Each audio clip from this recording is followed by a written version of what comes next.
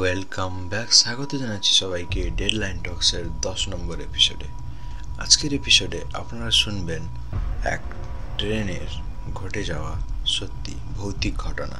এই ঘটনাটি আমি যার কাছ থেকে শুনেছি এবং উনি আমায় যেভাবেই লিখে পাঠিয়েছেন আমি ঠিক সেভাবেই আপনাদের পড়ে শোনাচ্ছি। তো আর বেশি কথা না বলে আমি নীল আপনাদের সাথে রয়েছি। আপনারা দেখছেন ডেডলাইন টক্স। আজকের ঘটনাটি শুরু করা যাক। আশা করি তুমি ভালো আছো। এই ঘটনাটি আমি তোমাকে কিছুদিন আগেই বলেছিলাম এবং আজকে তুমি আমায় অনুরোধ করলে, তাই এই ঘটনাটি আমি তোমাকে আবার একবার লিখে পাঠাচ্ছি। তো ঘটনাটি ঠিক এমনই, এক শীতের রাত। তো এই ঘটনাটি প্রায় 5-6 বছর আগের ঘটনা এবং এটি সত্যিই একটি ভৌতিক ঘটনা যা আমি নিজেই অভিজ্ঞতা করেছি। তো সত্যি বলতে আমি তেমন একটা ভূতে টুতে বিশ্বাস করি না, কিন্তু এই ঘটনাটা আমার সাথে যেভাবে এবং এই ঘটনার মধ্যে আমার সাথে যা যা হয়েছে তা আমাকে ভূতে প্রেতে বিশ্বাস করতে বাধ্য করিয়ে দিয়েছে। তো ঘটনাটি এবার আমি তোমাকে বলছি। তো ঘটনাটি হচ্ছে, আমি একবার মুর্শিদাবাদ যাওয়ার প্ল্যান করেছিলাম। এবার মুর্শিদাবাদ যেতে হলে আমাকে কলকাতা থেকেই ট্রেনটা ধরতে হবে। তো ট্রেন ধরতে হলে কলকাতায় আমি হাওড়া স্টেশনে ওয়েট করছি। এবার স্টেশনে ওয়েট করতে করতে প্রায় অনেকটা সময় কেটে যায়। আমার ট্রেনটা ছিল রাত 10:30টার সময় এবং আমি সেখানে 9টার দিকেই প্রায় পৌঁছে গেছিলাম। তো ট্রেনটা যেহেতু 1 ঘন্টা লেট হয়, অ্যাকচুয়ালি ট্রেনটা ছিল 9:30টার সময়। এবার যেহেতু 1 ঘন্টা লেট হয় তো সে জায়গায় 10:30টা হয়ে যায় টাইমিংটা। তো আমাকে 1.5 ঘন্টা স্বাভাবিকই ওয়েট করতে হয়। তো 1.5 ঘন্টা ওয়েট করতে করতে দেখতে দেখতে সময়ও কেটে যায় এবং আমার ট্রেনও চলে আসে। এবার আসল ঘটনা এখান থেকেই শুরু হচ্ছে। তার আগে একটা কথা জানিয়ে রাখি, আমি যেদিন যাচ্ছিলাম সেটা কিন্তু শীতকাল ছিল এবং সেদিনকে কিন্তু আবহাওয়া প্রচণ্ডই ঠান্ডা ছিল, অর্থাৎ গরমের কোনো প্রশ্ন নেই। তো এবার আমি ধীরে ধীরে ট্রেনেও উঠে পড়ি এবং আমাদের যাত্রাও শুরু হয়। তো এবার যাত্রা চলাকালীন আমি যে সিটে বসছিলাম আমি কিন্তু স্লিপার সিট নিইনি, যেহেতু আমায় একটা জায়গায় নামতে হতো। তো সেখান থেকে আবার আমি ট্রেন এক্সচেঞ্জ করে অন্য রুটে যেতাম। তো হঠাৎই এই ডিসিশনটি আমাদের হয় যে মুর্শিদাবাদ না গিয়ে একটা জায়গায় যাওয়া হবে। তো আমায় যেহেতু নামতে হবে তো আমি আর স্লিপার সিটটা নিইনি, আমি জাস্ট এমনি বসার মতন একটা সিট নিয়েছিলাম। তো এবার আমি যে সিটে বসছিলাম, ঘটনাটি আমার সাথে ঘটে রাত 12:30টার দিকে, যখন প্রায় অর্ধেক ট্রেনেই, অর্থাৎ প্রায় 80% লোক ঘুমিয়ে গেছে তখন। তো আমি বসে আছি, অর্থাৎ আমি যে সাইডটাতে ছিলাম, অর্থাৎ আমি যে জায়গাটাতে ছিলাম সে জায়গায় আমার সাথে আরও 2জন ছিল। তো তারাও ঘুমিয়ে পড়েছে, একা আমিই বসে আছি। অর্থাৎ তারা কিন্তু আমার পরিচিত ছিল না, তারা অপরিচিতই ছিল। এবং ঘুমিয়ে পড়ার কিছুক্ষণের পরেই তাদের হঠাৎ ঘুম ভাঙে এবং কি মনে হয় জানি না, ওরা চলে যায়, সেই সিট থেকে ছেড়ে চলে যায়, অন্য সিটে চলে যায়। তো ওই সিটে একমাত্র আমি আর আমার সামনের সিটে একজন মহিলা বসছিল। মহিলাটির বয়স খুব একটা বেশি নয়, আই থিঙ্ক 30 থেকে 35 হবে, এর থেকে খুব একটা বেশি বয়স নয় ওনার। তো আমি যেতেই পারে, আমার পাশে যারা বসছিল তারা হঠাৎ যেহেতু চলে যায় তো স্বাভাবিক আমি একটু চিন্তিত হলাম। কিন্তু এটা স্বাভাবিক ছিল, যেহেতু আমি ট্রেনে কাউকেই তো চিনি না তখন, সেখানে আমার সবাই অজানা লোক, একমাত্র আমি। তো যেহেতু আমার এত ভাবারও কোনো বিষয় ছিল না এবং তাদের প্রতি আমার মাথা ঘামানোরও কোনো বেশি ইন্টারেস্ট ছিল না। তো এবার কি হয়, আমি বেশ কানের মধ্যে আমার হেডফোনটা লাগিয়ে আমি আমার গান শুনছি। এবার গান শুনতে শুনতে যাতে ঘুম না ধরে যায় তাই জন্য আমি ট্রেনে ওঠার আগে 2-3টা চিপসের প্যাকেট নিয়ে উঠেছিলাম। এবার চিপসের প্যাকেটটা কাটতে যাব এমন সময় আমি লক্ষ্য করি আমার সামনে যে মহিলাটি বসছিল ওই মহিলাটি আমার দিকে বেশ কয়েকক্ষণ ধরেই তাকিয়ে আছে। এই ঘটনাটি কিন্তু আমি এক্ষুনি লক্ষ্য করলাম ঠিকই, কিন্তু এটি আমার সাথে প্রায় অনেকক্ষণ ধরেই ঘটে চলেছিল। কিন্তু আমি যেহেতু মোবাইল দেখছিলাম তো আমার নজরটা বিশেষ ওই মহিলার দিকে যায়নি। এবার যখনই আমার নজরটা পড়েছে যে ওই মহিলাটি আমাকে বেশ কয়েকক্ষণ ধরেই এক দৃষ্টিতে আমার দিকে তাকিয়ে রয়েছে, আমি ওনাকে জিজ্ঞেস করি যে ম্যাম, আপনার কোনো প্রবলেম হয়েছে, কোনো সাহায্য লাগবে আপনার? উনি কোনো উত্তর দেন না। তো আমি আরেকবার জিজ্ঞেস করি যে ম্যাম, কী হয়েছে, আপনি তাকিয়ে আছেন, আপনার কি কোনো সাহায্য লাগবে, কোনো প্রবলেম হয়েছে? আমি ওনাকে বেশ ভালোভাবেই ভদ্রভাবেই জিজ্ঞেস করি, কিন্তু তার পরিবর্তে আমি কোনো উত্তর পাই না। আমি মনে মনে ভাবতে থাকি, যা বাবা, এই আবার কেমন মানুষ, আমার দিকে তাকিয়ে আছে। আমি জিজ্ঞেস করলাম ওনাকে যে কোনো সাহায্য লাগবে কিনা, কোনো অসুবিধা হয়েছে কিনা, কিছুই বলল না। আমিও ওনাকে ইগনোর করে চললাম এবং আবার আমি আমার খাওয়াতে আর ফোন দেখাতে মনোনিবেশ করলাম। তো আমি চিপস খেতে খেতে বেশ আবার আমার গান শুনছি। এমন সময় তিনি হঠাৎ জোরে বলে ওঠেন, তুই কে? এবং এটা খুবই জোরে ছিল, এমনই জোরে ছিল যে ওই কামরাটায় যতজন ঘুমাচ্ছিল সবাই জেগে যায়। ওনার আওয়াজটা এতটাই জোরে ছিল। তো সবাই বেশ বকাবকি করেন ওনাকে যে কি এত রাত্রে কেউ এভাবে চিৎকার করে, এবং খুবই যথেষ্টই বকাবকি করার পরে সবাই আবার ঘুমিয়ে যায়। এবং ঘুমানোর পরে না, আমি যখন ওনার চোখের দিকে তাকাই, এতক্ষণ কিন্তু আমি জাস্ট লক্ষ্য করেছিলাম যে উনি আমার দিকে তাকিয়েছিলেন, কিন্তু তার সাথে সাথে আমি এটা লক্ষ্য করিনি যে ওনার চোখের দিকে কিছু, বা ওনার কোনো চোখের দিকে আমি তাকাইনি, জাস্ট ওনার ফেসটা হালকা আমার লক্ষ্য পড়েছে। তো ওই দিক থেকে আমি, এবং ওনাকে যে জিজ্ঞেস করেছিলাম আপনার কোনো সাহায্য লাগবে কিনা, সেটাও আমি ওনার দিকে তাকিয়ে বলিনি কথাটা। তো আমি ভাবলাম হয়তো উনি খুবই ডিপ্রেসড আছেন, অথবা ওনার কোনো মেন্টাল প্রেশার চলছে, যার কারণেই উনি হয়তো এমন রিয়েক্ট করছেন, বা হয়তো উনি কিছু ভাবছিলেন, ভাবতে ভাবতে হয়তো হঠাৎ রিয়েক্ট করে দিয়েছেন, হতেই পারে এমন।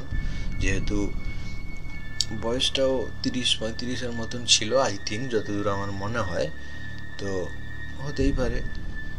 তো আমি ওনাকে আবারও একবার জিজ্ঞেস করি, ওনাকে একবার ঝাঁকাই, একবার ডাকি যে ম্যাম, আপনি শুনতে পাচ্ছেন, আপনার কি কোনো অসুবিধা হয়েছে, বা আপনার কি কোনো আমার কাছ থেকে সাহায্য লাগবে? আপনি এভাবে হুটহাট করে চিৎকার করছেন, সবাই তো ঘুমিয়েছে রাত্রে, তো সবার তো ডিস্টার্ব হচ্ছে, এবং আপনিও আমার দিকে এমন তাকিয়ে আছেন কেন? আমারও তো খুব একটা কমফোর্ট ফিল হচ্ছে না। এই কথাটি শোনা মাত্র তিনি কিছু বলেন না ঠিকই, কিন্তু ওনার চোখটি পুরো লাল হয়ে গেছিল। সিরিয়াসলি বলছি, আমি দেখা মাত্র একদম এক মুহূর্তের জন্য আমি পুরো থমকে যাই। ওনার চোখটি পুরো লাল চোখ, এবং মাঝখানে একদম পুরো সরু করে একদম পুরো একটা কালো একটা ডট আছে। আমাদের সাধারণ চোখ কিভাবে হয়, সাদা এবং কালো, ওনার চোখটি কিন্তু পুরো লাল ছিল, একদম ডিপ লাল। সেই চোখটি যদি আপনি সামনাসামনি না দেখেন তাহলে বিশ্বাস করতে পারবেন না ওই চোখটি কতটাই ভয়ঙ্কর ছিল।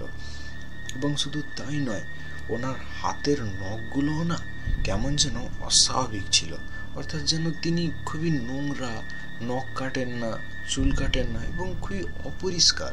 ওনার চুল খুবই জটিল এবং জড়ানো, ওনার হাতে পায়ের নখের সব নোংরা, এবং ওনার জামা কাপড়টাও খুব একটা ভালো ছিল না। আমি ভাবলাম প্রথমে হয়তো যে উনি কোনো পাগল টাগল হবেন হয়তো। এমনি অনেক সময় ট্রেনে যেহেতু অনেকেই উঠে থাকে, তো আমি ভাবলাম সেরকম কিছু হবে, কিন্তু না, উনি তো বেশ শিক্ষিত, বেশ জানেন। আমি ওনাকে ওনার নাম জিজ্ঞেস করলাম, উনি নামও বললেন, কিন্তু তারপরে যখন আমি ওনাকে কিছু জিজ্ঞেস করতে যাই যে ওনার কোনো সমস্যা হয়েছে কি না, ওনার কিছু দরকার, কিছু লাগবে, কিছুই তিনি বলেন না, কিন্তু জাস্ট আমার দিকেই তাকিয়ে থাকেন, ওই লাল ভরা চোখ নিয়ে তাকিয়ে থাকেন আমার দিকে, এবং ওই যে চোখটি পুরো রক্তের মতো জলজল করছিল, আপনারা না দেখলে সেটি বিশ্বাস করতে পারবেন না। তো এবার আমি কি করি, আমি ওই সিট থেকে সরে যাওয়ার এক চিন্তা ভাবনা করতে থাকি, এবং আমারও তো মনে মনে ভয় করে যে এমনি এত রাত্রে আমি কাউকে চিনি না, এবং ওনার হাবভাবটাও খুব একটা ভালো ছিল না, ওনার বিহেভিয়ারটাও খুব একটা ভালো ছিল না, এবং আমি সেখান থেকে চলে যাওয়ার চেষ্টা করতে লাগি, কিন্তু কি আর করা যাবে, তখন তো সব সিডি বুক, সবাই ঘুমাচ্ছে, এখন কাকে কোথা থেকে তুলবো এবং কোথায় বসবো। তো কোনো রকম সেই রাতটা কাটিয়ে দিই। তো রাতটা কাটিয়ে দেওয়ার পরে যখন আমার সেইভাবেই ঘুম ধরে যায়, আমার ভোরে 5টার সময় ট্রেন থেকে নামার কথা ছিল। তো আমি অ্যালার্ম দিয়েই ঘুমিয়ে পড়ি ওই সিটে, যেহেতু আর দুজন যেহেতু অন্য সিটে চলে গেছিলেন, তো সেইটাকে আমি একটা ঘুমানোর মতন করে ঘুমিয়ে যাই গান শুনতে শুনতে। কিন্তু আমি যখন ঘুমিয়েছিলাম ওই মহিলাটি স্টিল আমার দিকে তাকিয়েছিল। তো এটা খুবই ভয়ঙ্কর, এবং আমার মনের ভিতর তখন কি উত্তেজনা চলছিল সেটা তুমি বুঝবে না। তো এই চলতে চলতেই আমার প্রায় 4:30টার দিকে, না 4:30 বলা চলে না, 4টার দিকে আমার ঘুম ভেঙে যায়। এবার ঘুম যখন ভেঙে যায় তখন আমি দেখি যে ওই মহিলাটি তখনও আমার দিকে এক দৃষ্টিতে তাকিয়ে আছে। এটা কিভাবে সম্ভব? একজন মানুষ সে কিভাবে সারা রাত ধরে এক দৃষ্টিতে এক জায়গায় তাকিয়ে রাখতে থাকে, এবং ওনার চোখ থেকেও কনস্ট্যান্টলি জল পড়ে যাচ্ছে। ওনার চোখ পুরো লাল হয়ে গেছে, রক্তের মতো ডকডকে লাল হয়ে গেছে। ওই চোখেও তিনি আমার দিকে তাকিয়ে আছেন। এটা খুবই আশ্চর্যের বিষয়। আমি তখন কি করব আমি নিজেই বুঝতে পারছি না। তো ওনাকে কি করব? সিটও আমি চেঞ্জ করতে পারছি না, সবই সিট বুক। এই সময় আমি কি করব? এবং মানে টোটালি আমি সেন্সলেস, আমার কোনো স্পিচলেস, কিছু বলার মতন এবং ভাবার মতন আমার কিছু ছিল না। এবং স্টেশনেও আসতে প্রায় 1 ঘন্টা দেরি। আমায় খুবই আনকমফোর্টেবল ফিল হচ্ছে। আমি ওনাকে বারবার রিকোয়েস্ট করতে থাকি, বারবার বলতে লাগি যে ম্যাম কিছু হলে বলুন, এভাবে তাকিয়ে থাকবেন না, আমার ক্রমশ ভয় লাগছে। এই কথাটি শোনা মাত্রই উনি এক স্পুকি স্মাইলিং দেন। অর্থাৎ মানে ওটা কি ধরনের হাসিটা ঠিক আপনারা না শুনলে বুঝতে পারবেন না। অর্থাৎ সেই হাসিটা ছিল এক মানে কি বলবো, এক ধরনের শুনলে এক ধরনের স্পুকি এবং খুবই ক্রিপি হাসিটা ছিল ওনার। এবং সেই হাসিটা না আমার মনে এখনো বেঁধে আছে এবং অল টাইম আমার মনে চলছে। এবার এই চলতে চলতে আর কিছু করার উপায়ও থাকে না, এবং অবশেষে আমি 5টার সময় স্টেশনে নেমে যাই। ঘটনা কিন্তু এখানেও শেষ নয়, ওই মহিলা এখনও আমার পিছু ছাড়েনি। এরপর যখন আমি পরবর্তী স্টেশনের স্টপেজে যখন বসছি, যখন আমার ওই 5টার সময় আমি যখন নামলাম, তখন ওই স্টপেজে আমি বসছি। এবার বসতে বসতে আমার পাশে একজন মহিলা এসে বসেন, এবং তখনও খুব একটা সকাল হয়নি, যেহেতু শীতকালের 5টা মানে বুঝতেই পারছেন তখনও প্রায় অন্ধকারই থাকে। তো 6টা থেকে খুব একটা আলো আসে না। তো ওই সময় আমার পাশে একজন মহিলা সাদা কাপড়ে এসে বসেন। তো বসেন, তো আমিও বসছি, আমি ফোন চালাচ্ছি এবং বসছি। উনি আমায় জিজ্ঞেস করেন যে বাবু তুমি কি এই স্টেশনে নতুন? আমি বললাম না তো, আমি তো প্রায়ই যাতায়াত করি স্টেশন দিয়ে, আমি নতুন না তো। কেন, আপনার কোনো সমস্যা আছে? উনি বলেন না না বাবু, আমার কোনো সমস্যা নেই, তবে তুমি কি এই স্টেশনের সম্বন্ধে কিছু জানো? আমি বললাম কি জানবো, এটা একটা স্টেশন, আর কি জানবো।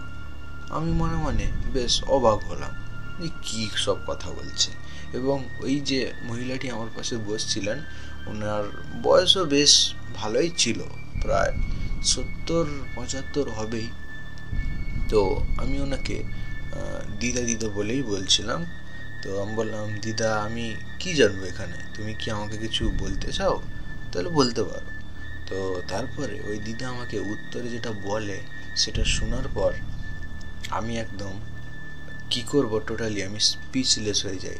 এক মুহূর্তের জন্য আমি পুরো থমকে যাই।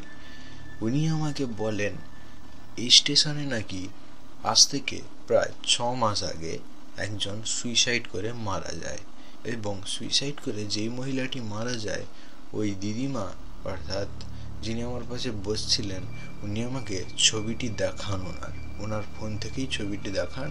এবং উনি ফোন চালাতেন, হ্যাঁ উনি ফোন চালাতেন, তো মোটামুটি আমাকে কোনোভাবে ছবিটা দেখান। এবং আমি অবাক হয়ে যাই তখনই, উনি আমাকে যে ছবিটি দেখান ওই সিমিলার ফেস আমি ওই দিন রাতে মহিলাটির দেখেছিলাম। এবার তখন আমার মধ্যে কি চলছে তা আমি ভাষায় প্রকাশ করতে পারবো না। ঠিক একই ফেস। আমি জাস্ট কি বলবো, আমি তো পুরো একেবারে অবাক এবং টোটালি স্পিচলেস। উনি আমাকে যে ছবিটি দেখান, আমি ঠিক একই ছবি, অর্থাৎ ঠিক একই ফেস যুক্ত, একই স্ট্রাকচার যুক্ত, একই এন্টিটি, অর্থাৎ ওই ফুল বডিটাই আমি সেদিনকে রাত্রে দেখি, যে আমার দিকে কনস্ট্যান্টলি তাকিয়েছিল। আমার তো ভয়ে বেশ হাত পা ঠান্ডা হয়ে যায়। একেই তো শীতকাল, তারপরে উনি এরকম দেখাচ্ছেন। আমি ওনাকে জিজ্ঞেস করি যে দিদিমা, আপনি সত্যি বলছেন তো, নাকি আমি এখানে বসছি বলে আপনি আপনি আমাকে ভয় দেখানোর চেষ্টা করছেন? উনি আমায় উত্তরে বলেন, না না বাবু, আমি তোমাকে কেন ভয় দেখাতে যাব, আমি তো তোমার সুবিধার্থেই বললাম, তুমি কিছু জানো না বললে, তাই আমি তোমাকে জানালাম আর কি।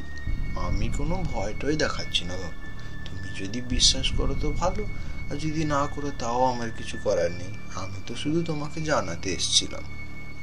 এই কথাটি বলে তিনি একা একাই উঠে চলে যান, এবং এই কথাটি ওনার আমার মাথায় গেঁথে যায়, এবং এটি আমি আমার মাথা থেকে কোনোভাবেই বের করতে পারি না। তো রাত্রেই আমার ওই ঘটনাটি বারবার মাথায় চলতে লাগে, যে উনি কি বলে গেলেন আর আমি ওই দিন কার ফেস দেখেছিলাম। তো এই ছিল আমার একটি ঘটনা। আপনারাও শুনলেন এই ঘটনাটি, এবং আশা করছি আপনাদের ভালো লেগেছে। তো যদি এই ঘটনাটি আপনাদের ভালো লেগে থাকে, তো অবশ্যই ভিডিওটিতে একটি লাইক, কমেন্ট এবং ভিডিওটি শেয়ার করে চ্যানেলটি সাবস্ক্রাইব করতে ভুলবেন না। এবং এই যে ঘটনাটি আপনারা শুনলেন, এটি কিন্তু কোনো গল্প বা কোনো বানানো ঘটনা নয়, এটি একটি সত্যি ভৌতিক ঘটনা। এবং যিনি আমাকে লিখে পাঠিয়েছেন, উনি যেভাবেই বলেছেন আমি সেভাবেই আপনাদের পাঠ করে শোনালাম। তো এমনই নতুন নতুন রোমাঞ্চকর ঘটনা এই চ্যানেলে শোনানো হয়। তো যদি আপনারা এমনই রোমাঞ্চকর ঘটনা পেতে চান, তো এই চ্যানেলটিকে অবশ্যই সাবস্ক্রাইব করুন। এবং আমি নীল ছিলাম আপনাদের সঙ্গে। আপনারা দেখছিলেন ডেডলাইন টক্স। দেখা হচ্ছে আপনাদের সাথে পরের কোনো এপিসোডে। ততক্ষণ ভালো থাকুন, সুস্থ থাকুন। ধন্যবাদ।